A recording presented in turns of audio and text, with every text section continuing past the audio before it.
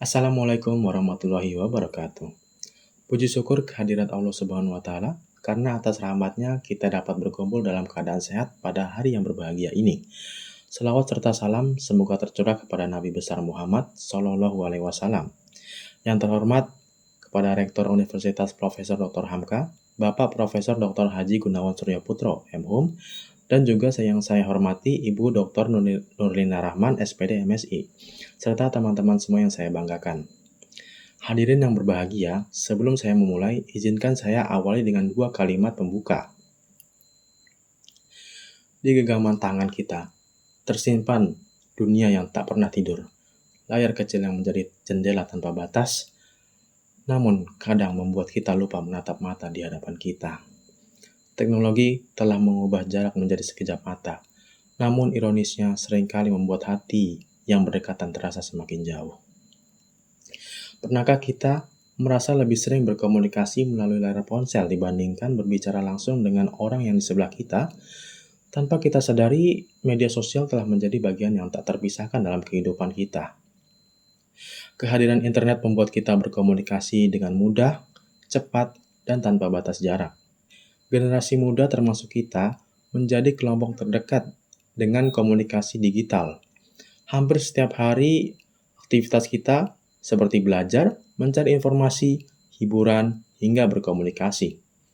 Tak lepas dari media sosial, namun di balik kemudahan itu ada dampak yang perlu kita pahami. Oleh karena itu penting bagi kita menggunakan teknologi secara bijak. Hadirin yang saya hormati, apa sih komunikasi itu? Apa sih komunikasi digital itu? Secara etimologi, komunikasi berasal dari kata Latin, communicare, yang berarti berbagi atau kebersamaan. Secara definisi ahli, komunikasi digital adalah proses penyampaian pesan melalui media elektronik dan internet, baik seperti teks, suara, gambar, maupun video. Dalam kehidupan sehari-hari, komunikasi digital kita temukan di WhatsApp, Instagram, TikTok, hingga perkuliahan daring. Perlu saya tegaskan, komunikasi digital bukan sekedar kontak fisik atau bicara tanpa makna. Ia adalah proses pertukaran makna yang membutuhkan pemahaman, empati, dan tanggung jawab. Mari saya berikan ilustrasi faktual. Bayangkan ada seseorang, sebut saja Asep. Ia mahasiswa yang belajar mencari ilmu di kota Padang, sementara keluarganya berada jauh di Cimahi. Setiap hari ia berkomunikasi lewat WhatsApp, mengirim pesan, berbagi foto, dan video call. Setiap akhir pekan, tanpa komunikasi digital, Asep harus menunggu berhari-hari untuk mengirim kabar. Sekarang, cukup sekali sentuhan, ia terhubung dengan keluarganya. Dalam pendidikan, kita juga merasakan perubahan. Dulu, bertanya ke dosen harus menunggu jam tatap muka. Kini lewat grup WhatsApp atau platform daring, kita bisa bertanya kapan saja, bahkan saat pandemi. Perkuliahan daring menjadi satu-satunya pilihan. Coba bayangkan, jika internet mati dalam waktu seminggu, kita tidak bisa mengirim pesan, tidak bisa mengakses medsos, dan tidak bisa mencari informasi. Ini menunjukkan betapa besar ketergantungan kita pada komunikasi digital.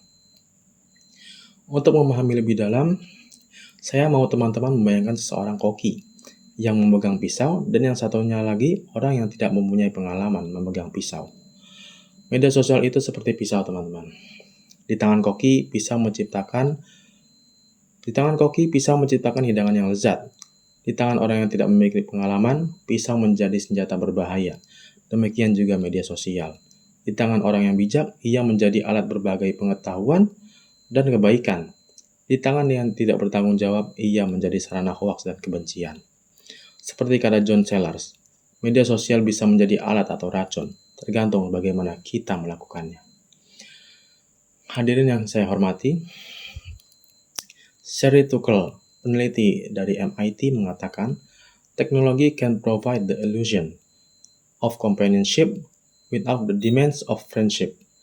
Teknologi memberi ilusi kebersamaan tanpa tuntutan persahabatan. Koneksi digital bukanlah hubungan yang nyata. Malala Yousafzai, peraih Nobel Perdamaian, mengingatkan, kita harus mencoba menggunakan media sosial dengan cara yang baik. Di dalam surat Al-Quran juga menjelaskan, pada surat Al-Hujurat ayat 6, Ya ayyuhallazina amanu in ja'akum fasiku binaba'i Fatabayyanu, hai orang-orang yang beriman, jika datang kepadamu orang fasik membawa berita, maka periksalah dengan teliti. Ini mengajarkan kita menyaring informasi sangat relevan di era penuh hoaks. Dengan berbagai testimoni ini, jelas bahwa komunikasi digital adalah isu penting yang membutuhkan kesadaran kita semua.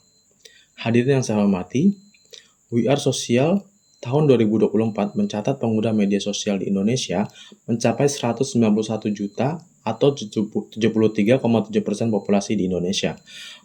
Berdasarkan Asosiasi Penyelenggara Jasa Internet Indonesia atau APJII, mencatat pengguna internet Indonesia 221,5 juta orang, 221,5 juta atau 79,5%. Artinya 4 dari orang Indonesia, 4 atau dari 5 orang Indonesia terhubung di internet. Yang relevan bagi kita, 54,1% pengguna medsos adalah usia 18-34 tahun, sekitar 103 juta generasi muda. Kita adalah aktor utama ekosistem digital. Rata-rata kita menghabiskan 3 jam 14 menit per hari di media sosial, dan 81% mengaksesnya setiap hari. 3 jam lebih dari waktu aktif kita ini bukan sekedar angka. Ini cerminan realitas jika waktu kita alihkan untuk hal produktif, betapa besar manfaatnya. Teman-teman sekalian, izinkan saya mengulangi pesan penting. Yang pertama, komunikasi digital adalah pencapaian pesan lewat media elektronik, bagian dari gaya hidup kita. Yang kedua, komunikasi digital memudahkan kita, tapi kemudahan adalah sarana, bukan tujuan. Tujuan kita adalah saling memahami. Yang ketiga, di balik kemudahan itu ada tantangan, mengurangi interaksi tatap muka, kecanduan, dan hoaks. Yang keempat, kita generasi paling aktif di media sosial. Tanggung jawab besar ada di pundak kita. Yang kelima, jadilah pengguna cerdas, kritis, dan bertanggung jawab seperti kata Malala. Gunakan media sosial dengan cara yang baik. Hadirin yang saya hormati, komunikasi digital telah mengubah cara kita berinteraksi. Sebagai generasi muda, kita memegang peran sentral dalam menentukan arah perubahan itu. Kita tidak bisa menolak arus digitalisasi. Akan tetapi, kita bisa memilih untuk berenang dengan bijak di dalamnya. Marilah kita jadikan media sosial sebagai jembatan kebaikan, bukan sebagai jurang pemisah. Di ujung jari kita terhampar dunia tanpa batas. Namun jangan biarkan layar ponsel menjadi dinding yang memisahkan kita dari mereka yang berada di sisi kita. Mari kita gunakan teknologi untuk membangun, bukan untuk menghancurkan. Mari kita menjadi generasi yang cerdas, kritis, dan bijak dalam bermedia digital. Semoga kita semua senantiasa mendapat petunjuk dari Allah Subhanahu wa Ta'ala dalam setiap langkah kita. Wassalamualaikum warahmatullahi wabarakatuh.